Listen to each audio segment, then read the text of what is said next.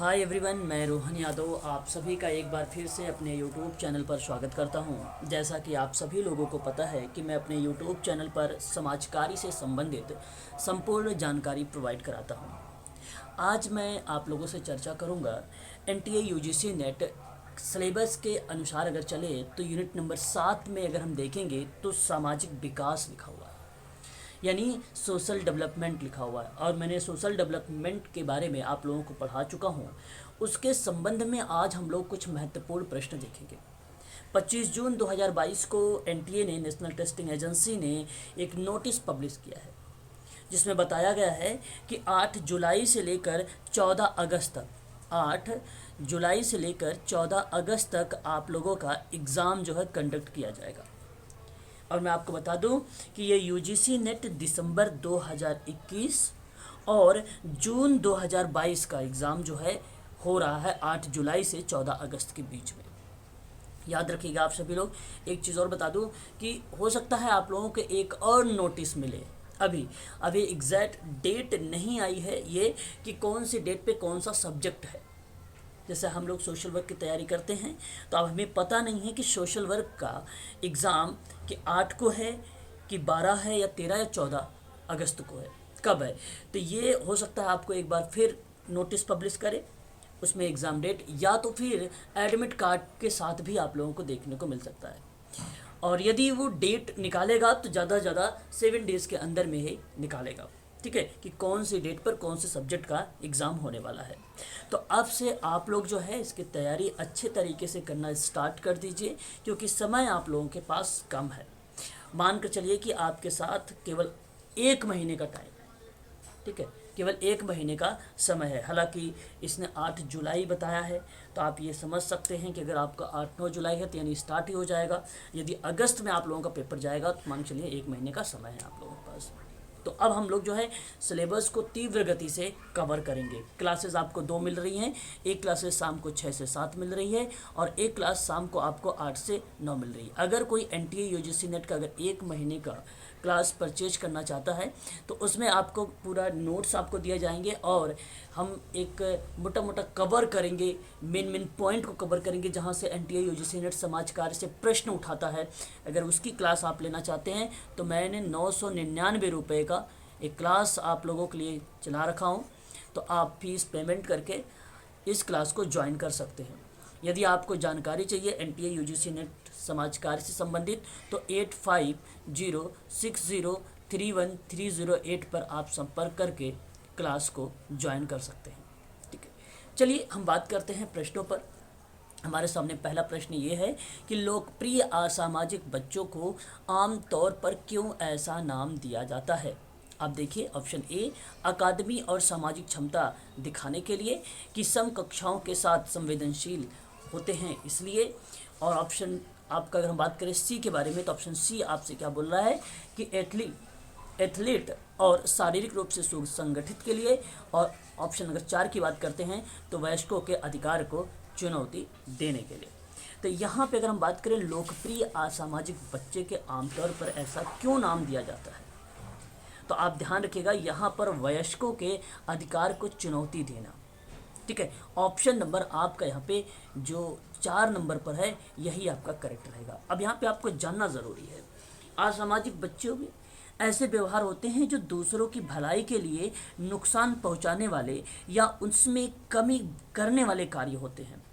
इसे किसी भी प्रकार के आचरण के रूप में भी नहीं परिभाषित किया जा सकता जो किसी अन्य व्यक्ति के मूल अधिकारों का उल्लंघन करता है, और किसी भी व्यवहार को समाज से या समाज में दूसरों के लिए विघटनकारी माना जाता है। तो ऐसे में इस प्रकार के आचरण का अक्सर अर्थ यह होता है कि आपका बच्चा असामाजिक व्यवहार के लक्षण को दिखा रहा है। और एक होता है सामाजिक बच्चा। तो सामाजिक विकास की प्रक्रिया में अगर हम बात करेंगे तो इसके द्वारा एक बच्चा अपने आसपास के और अन्य लोगों के साथ अंतःक्रिया करना सीखता है, ये सामाजिक बच्चा होता है। और एक सामाजिक बच्चा साथियों के साथ अंतःक्रिया करने में सहज भी होता है, और एक सामाजिक बच्चा गतिविधियों में सक्रिय रूप से भाग लेता है। इसीलिए आपको बता दूं मैं कि लोकप्रिय असामाजिक बच्चे को आमतौर पर ऐसे नाम दिए जाते हैं क्योंकि वयस्क के अधिकारों को चुनौती देते हैं ये। ऑप्शन नंबर आपका डी करेक्ट रहेगा। ये पीडीएफ मैं अभी आप लोगों को टेलीग्राम पर दे दूंगा, आप यहाँ से देख भी सकते हैं डिटेल भी। ठीक है, आगे हम बात करते हैं क्वेश्चन नंबर 2 के बारे में। Question number 2 NTA UGC net समाज कार्य द्वितीय प्रश्न पत्र के पॉइंट ऑफ व्यू से देखा जाए तो ये इंपॉर्टेंट सवाल है। प्रश्न अगर हम बात करते हैं, शेलमन के अकॉर्डिंग सामाजिक जो है सामाजिक परिप्रेक्ष्य कौन से आयु वर्ग के स्वरूप लेते हैं? 7 से 12 साल, 10 से 15 साल, 3 से 9 साल, 14 वयस्क। आपके सामने ये क्वेश्चन है। और अगर हम बात करें, रॉबर्ट सेलमैन ने बच्चों के परिदृश्य के साथ साथ ऐसे प्रश्न भी दिए जिसमें उन्होंने दूसरों के दृष्टिकोण को अपनाने की आवश्यकता थी, और उसके उत्तरों के आधार पर उन्होंने यह समझाने के लिए एक मंच सिद्धांत विकसित किया था। कौन सा? एक मंच सिद्धांत विकसित किया था और बताया था कि किस तरह के बच्चे विभिन्न दृष्टिकोणों को समझने की क्षमता विकसित करते हैं। तो इन्होंने पहला स्टेज जो बताया था, पहला स्तर जो बताया था, उस स्तर का नाम था जीरो लेवल का, और इसको कहा गया अविभाजित परिप्रेक्ष्य लेना। आप इसको नोट करना है तो नोट कर लीजिए आप सभी लोग, अविभाजित परिप्रेक्ष्य लेना। और इसकी जो आयु रखी गई वो आयु थी 3 से 6 वर्ष। अब यहाँ पर आप ध्यान रखिएगा, ऑप्शन में कहीं नहीं है, तो ये पहला स्तर आप ध्यान रखेंगे। दूसरा अगर हम बात करते हैं, यहाँ पर अगर हम बात करें इसके बारे में भी, ये होता क्या है, ये बच्चे मानते हैं कि स्वयं और दूसरों के विचार और भावनाओं से भिन्न होते हैं, लेकिन वे अक्सर दोनों को भ्रमित करते हैं। ठीक है, ये सामाजिक परिप्रेक्ष्य की अगर हम बात करते हैं तो पहले स्तर में ये बात कही गई थी। दूसरा है सामाजिक परिप्रेक्ष्य की जानकारी लेना। आप चाहें तो यहाँ पे स्तर नंबर 1 डालकर नोट कर सकते हैं। सामाजिक परिप्रेक्ष्य की जानकारी लेना, और ये इसकी जो आयु होगी 4 से 9 वर्ष होगी।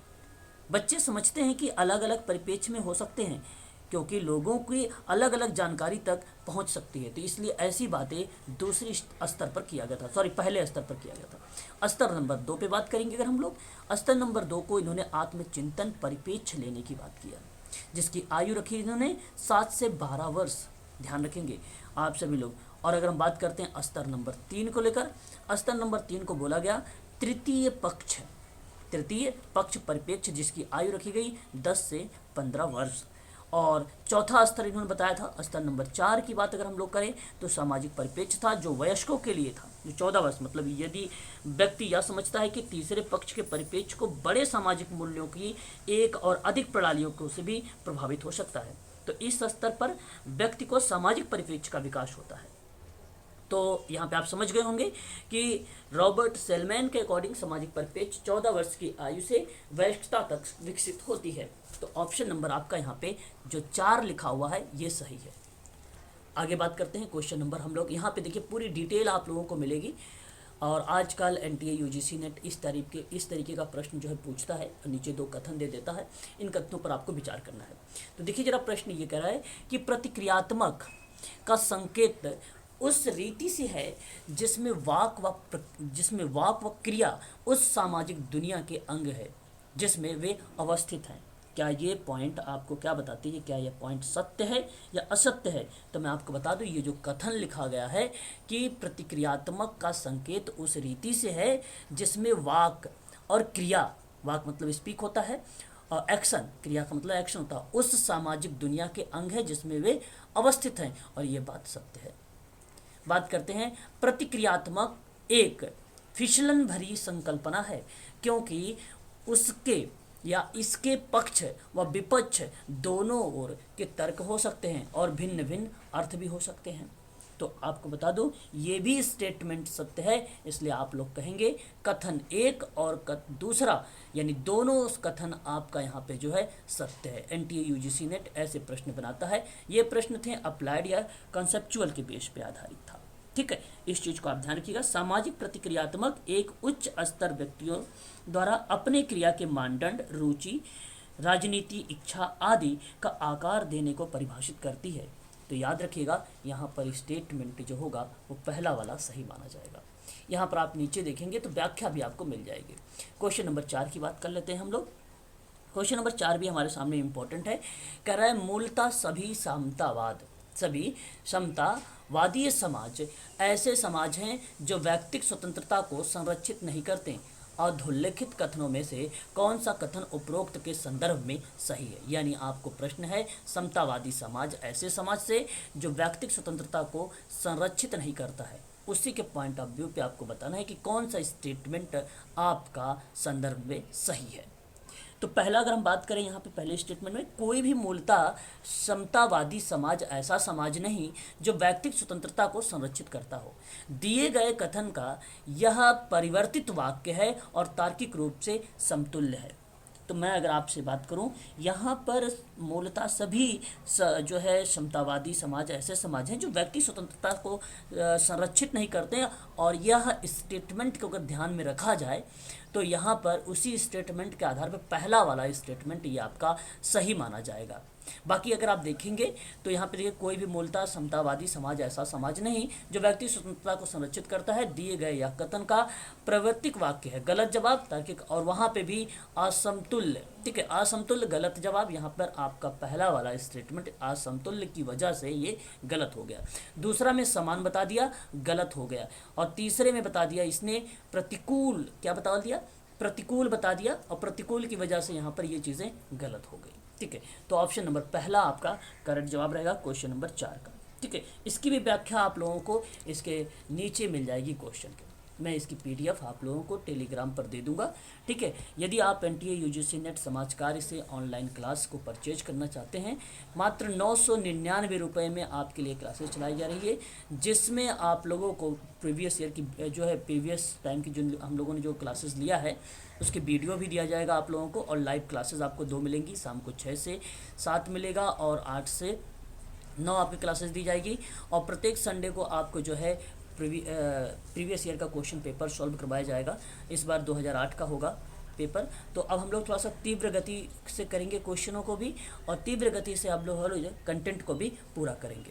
ठीक है, अधिक जानकारी के लिए 8506031308 पर आप संपर्क कर सकते हैं। और इसकी फीस आपको मालूम होना चाहिए 999 रुपये है। आगे अगर हम बात करते हैं सामाजिक संरचनात्मक कक्षा में किस तरह के क्रियाकलापों पर बल देना चाहिए, क्वेश्चन नंबर 5 है, सामाजिक विकास से संबंधित है। पहला ऑप्शन आपसे बोल रहा है कि जो चुनौतीपूर्ण हो और गहन चिंतन की अनुमति दे। दूसरा ऑप्शन कहता है कि जो पुनरावृत्ति और यांत्रिक हो। तीसरा कहता है कि जो पाठ्य सामग्री का प्रत्यास्मरण पर आधारित हो। चौथा कहता है जो बच्चे द्वारा पूछताछ की अनुमति ना दे। प्रश्न है सामाजिक संरचनात्मक कक्षा में किस तरह के क्रियाकलापों पर आप बल देंगे। क्वेश्चन नंबर 5, इसका सही जवाब होगा जो चुनौतीपूर्ण हो और गहन चिंतन की अनुमति दे। ऑप्शन नंबर पहला ही करेक्ट जवाब हो जाएगा। ऑप्शन नंबर 1 आपका करेक्ट माना जाएगा। यहाँ पर अगर हम लोग बात करें क्वेश्चन नंबर 5 पर, बेसिकली अगर यहाँ पे चर्चा करें तो एक अधिगम के लिए दूसरों के साथ सहयोग पर बल देना, एक अधिगमकर्ताओं को एक गतिविधि करने के लिए अधिगम की अपनी रणनीति को बढ़ावा देने की अनुमति देना, अधिगमकर्ताओं को सामाजिक अंतःक्रिया के माध्यम से अर्थ के निर्माता और ज्ञान के निर्माता के रूप में दिखती है। तो ये बेसिकली सामाजिक संरचनात्मक कक्षा की विशेषता को बताता है। ये प्रश्न है अप्लाइड टाइप के, याद रखिएगा। सामाजिक संरचनात्मक कक्षा निम्नलिखित प्राथमिकता पर आधारित है। जैसे अगर हम बात करें मित्र शिक्षक पर, सामूहिक गतिविधियों पर, चुनौतीपूर्ण वातावरण पर, बच्चों को या छात्रों पर अपसारी और अभिसारी रूप से सोचने पर बल देता है, और छात्रों के बीच में जो है अधिगम की बात करता है। इसलिए आप ध्यान रखिएगा, प्रश्न नंबर आपका 5 का पहला ऑप्शन सही माना जाएगा। बात करेंगे क्वेश्चन नंबर हम लोग 6 के बारे में। देखिए यहाँ पर सारी डिटेल आपको मिलेगी व्याख्या में। क्वेश्चन नंबर अगर हम बात करेंगे 6 पर, लोकप्रिय असामाजिक को आमतौर पर क्यों ऐसा नाम दिया जाता है। शायद ये प्रश्न आप लोगों के लिए रिपीट हो गया है। क्वेश्चन नंबर 6, तो इसका सही जवाब होगा और जो है वयस्कों के अधिकार को चुनौती देना। और यहाँ पर 4 वाला पॉइंट जो होगा ऑप्शन यही सही माना जाएगा। आगे अगर हम बात करते हैं क्वेश्चन नंबर 7 के बारे में, डैश कह रहा है कि एक बच्चे की सामाजिक परिपक्वता का एक महत्वपूर्ण संकेत होता है। पहला है क्या सकल पेशी कौशल का विकास, सामाजिक कौशल और मूल्यों का विकास। थर्ड कहता है कि व्यक्तियों की कार्य करने और प्रतिक्रिया करने की क्षमता। और 4 कहता है कि दूसरों की उपस्थिति के बारे में जागरूकता होने की क्षमता। जरा आप लोग मुझे बताइए क्वेश्चन नंबर 7 का सही जवाब क्या होना चाहिए। क्वेश्चन नंबर 7 का सामाजिक कौशल और मूल्यों का विकास होना चाहिए। ऑप्शन नंबर 2 वाला सही रहेगा। ठीक है, ये ऑप्शन नंबर आपका 2 सही माना जाएगा। ध्यान रखिएगा, अगर हम बात करें यहाँ पर तो कहा जा रहा है कथन को लेकर, सामाजिक मूल्य और कौशल का विकास को लेकर। तो ये बेसिकली क्या होता है कि एक बच्चे की सामाजिक परिपक्वता का एक महत्वपूर्ण संकेत जीवन पर या एक व्यक्ति में सामाजिक कौशल और मूल्यों का विकास है।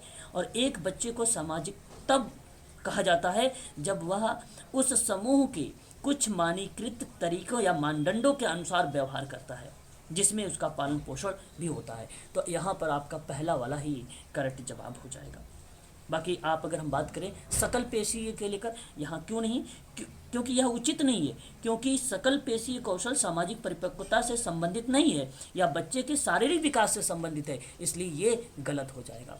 और व्यक्तियों के कार्य करने की प्रतिक्रिया के क्षमता की अगर हम बात करते हैं तो यह उचित भी है, लेकिन सामाजिक कौशल और मूल्यों के विकास के रूप में ये नहीं। यह समाज की परिस्थिति और संस्कृति के अनुसार कार्य करना और प्रतिक्रिया करने की व्यक्तिगत क्षमता मानी जाती है। तो ये सामाजिक परिपक्वता नहीं हुआ, इसलिए ये भी गलत है। दूसरों की उपस्थिति के बारे में जागरूकता होने की क्षमता की अगर हम बात करें, जागरूकता होने की क्षमता में, तो सामाजिक परिपक्वता भी दूसरों की उपस्थिति के बारे में जागरूकता होने की क्षमता है, लेकिन यह यहाँ पर विकल्प के रूप में अगर हम लोग देखते हैं तो यहाँ पर पॉइंट नंबर 2 आपसे अगर हम बात करें 2 से ये कम अपेक्षा है, लेकिन यहाँ पे जितना 2 प्राथमिकता दे रहा है उतना 4 नहीं, इसलिए आपको अगर हम बात करें ऑप्शन नंबर 2 ही करेक्ट माना जाएगा। ठीक है, ध्यान रखेंगे। आगे बात करते हैं क्वेश्चन नंबर, यहाँ पे देखिए सारी आपको व्याख्या भी मिलेगी। रॉबर्ट सेल्वन के अकॉर्डिंग सामाजिक परिप्रेक्ष्यता की आयु वर्ग के स्वरूप मैंने बता चुका हूँ आप लोगों का। क्वेश्चन नंबर यहाँ पे 8वें का चौथा सही माना जाएगा, व्याख्या भी आपको नीचे मिल जाएगी। क्वेश्चन नंबर नेक्स्ट हम लोग बात करते हैं यहाँ पर सामाजिक विकास के क्रम में जन्म के विकास वर्ष से बच्चा पास पड़ोस के अन्य शिशु बच्चों के साथ खेल द्वारा सामाजिक संबंध बनाना प्रारंभ कर देता है। तो यह प्रथम वर्ष में बनाएगा या द्वितीय या तृतीय या चतुर्थ वर्ष में बनाएगा। आपको अगर हम बात करें यहाँ पर सामाजिक विकास दूसरे के प्रति व्यक्ति समझ, दृष्टिकोण, व्यवहार में परिवर्तन या अन्य लोगों के साथ सफलतापूर्वक अंतःक्रिया करने की क्षमता है। प्रबल सामाजिक कौशल वाले बच्चों को अच्छे संबंध स्थापित करने के लिए आसानी होती है और उसके विकास का इसका सकारात्मक भी प्रभाव पड़ता है।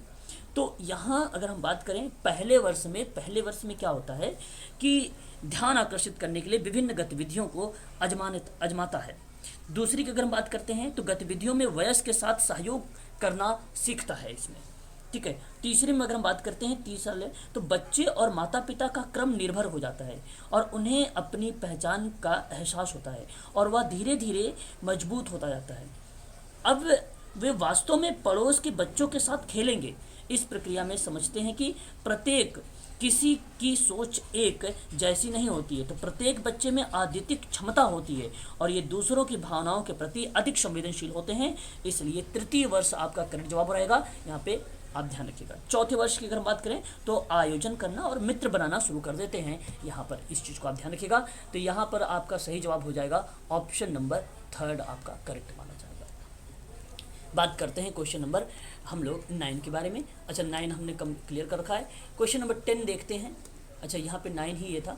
तो आप लोगों को हमने यहाँ पे जो चर्चा किया है, अभी इस क्वेश्चन का मैं PDF आप लोगों को ग्रुप में शेयर कर दूंगा, आप लोग इसे देख लीजिएगा। प्रश्न इंपॉर्टेंट थे, अप्लाइड प्रश्न भी थे, फैक्ट प्रश्न भी थे, ये सोशल डेवलपमेंट से संबंधित थे। ठीक है, तो आज के लिए बस इतना ही। अगर आप ऑनलाइन क्लास परचेज करना चाहते हैं तो वो 999 रुपये है, जिसमें आपको सारी PDF दी जा रही है, आपको वीडियो का लिंक भी दिया जा रहा है और 2 लाइव क्लासेस भी दिया जा रहा है और आपको जितनी प्रैक्टिस होने वाली है अब से, उन सभी प्रैक्टिस को भी आप लोगों को प्रोवाइड करवाया जा रहा है केवल 999 रुपये में। ठीक है, अगर आपको यहाँ पे अधिक जानकारी लेनी है तो 8506031308 पर आप क्या कर सकते हो, संपर्क कर सकते हो।